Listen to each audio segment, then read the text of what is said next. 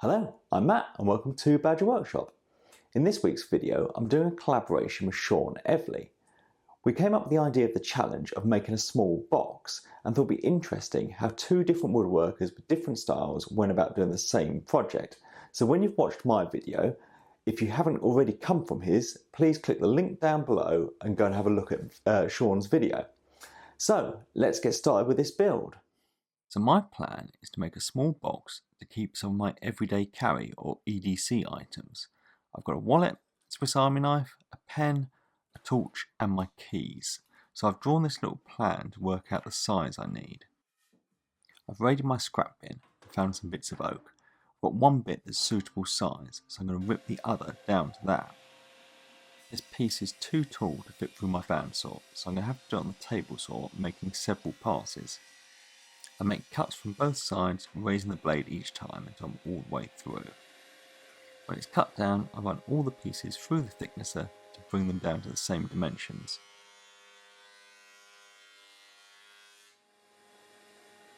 I can now rip these down to how tall I want the sides of the box to be. I want the sides of the box to be taller than the front and the back, and you'll see why later on. Using my plans as reference, I can mark out how long I need the sides of the box to be.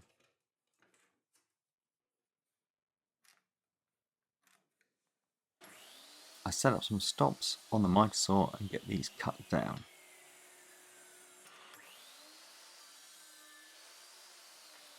I plan to join these together using box joints, so I set up the jig and the router and get these cut.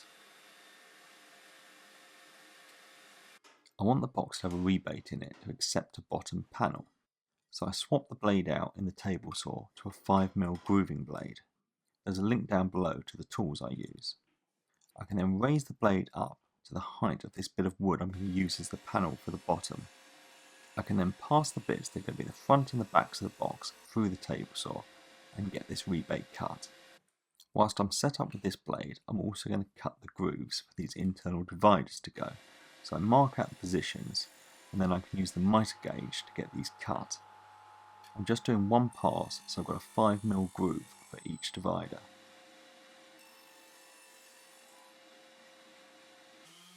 With all the bits cut, I give them a sand down, working my way up to 120 grit, and then I can start getting them put together.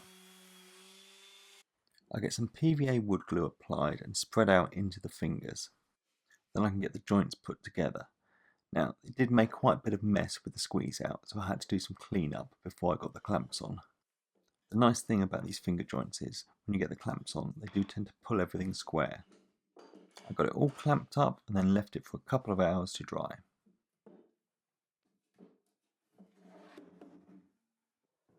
With the clamps off, I can look at getting the bottom in the box. I can rip that piece of wood down so it fits in. Later on, I should also be able to get the internal dividers out of this piece. I can get it cut to length on the miter saw, and then I can get it installed. I'm not going to glue it in place, I'm just going to attach it with some little nails.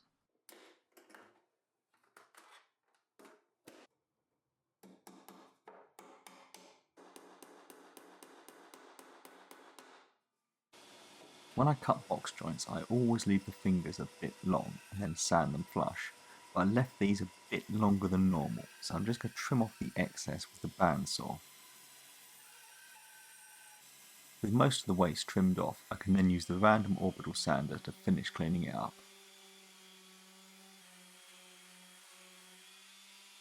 Now it's time for those internal dividers. So the bit of wood I've got is already 5mm thick, so it fits perfectly in those grooves. It just needs ripping down to the height of the box. Then I can cut it to length on the miter saw.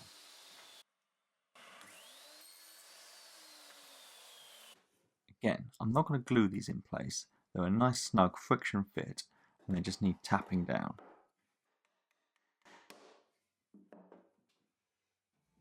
To make the lid of this box, I've got this bit of oak, but it's far too big. So first I'm going to surface and joint it. Then I can reconfigure the machine and bring it down to the thickness I need. I rip it to its final width on the table saw and then cut it to length on the miter saw.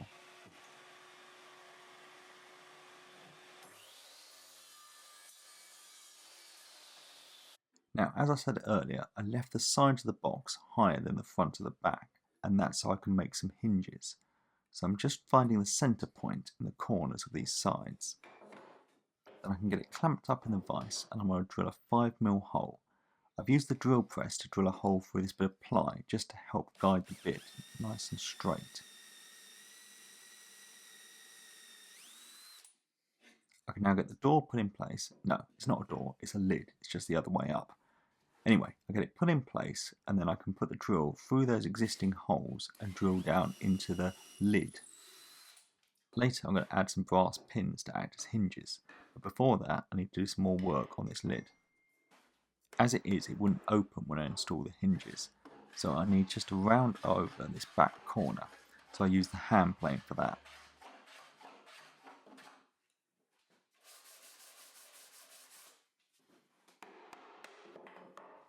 I've left the lid long so it hangs over the front of the box so you've got something to grab onto, but I just want to make the shape a bit more interesting, so I'm just going to plane it down. I could have cut the angle on the table saw, but while I have the plane out, I might as well do it here. So this is some 5mm brass rod that's going to act as the pins for the hinges. With 2 bits cut down, I can have a test to see if it'll work.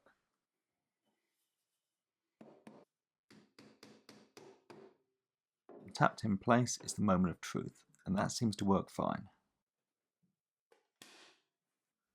Now I could stop there, but I want to add a bit of texture to the lid.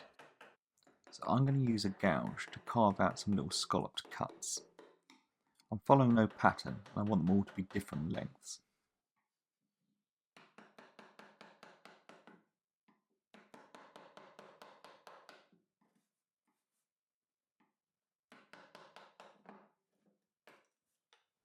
As I've added this pattern, I want the lid to really stand out from the rest of the box, so I'm going to stain it black. I'm going to use India ink, as it does a really nice job on oak just with one coat.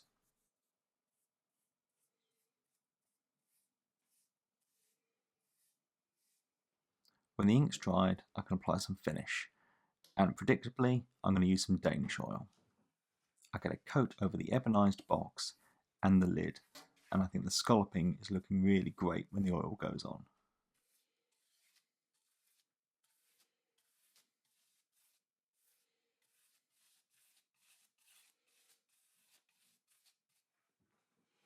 I left the oil overnight to dry, and then I can get these brass pins reinstalled.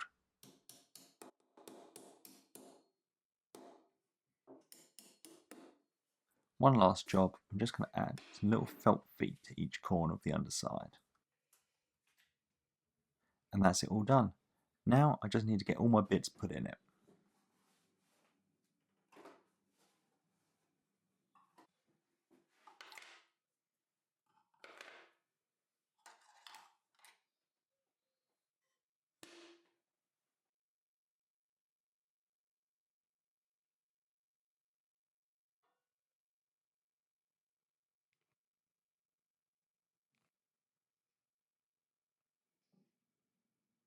So that is mine all done.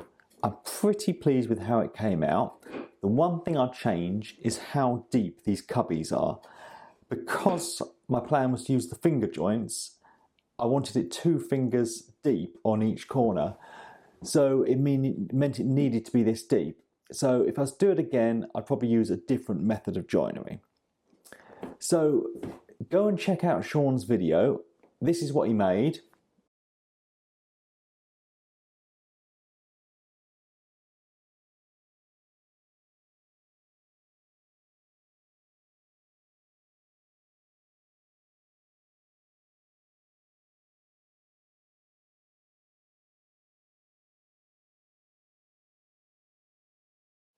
It's a great build, it's a great video, so click down below, go and have a watch, and subscribe to him if you haven't already. And if you're not subscribed to me, please do, and I'll see you next week with a new video.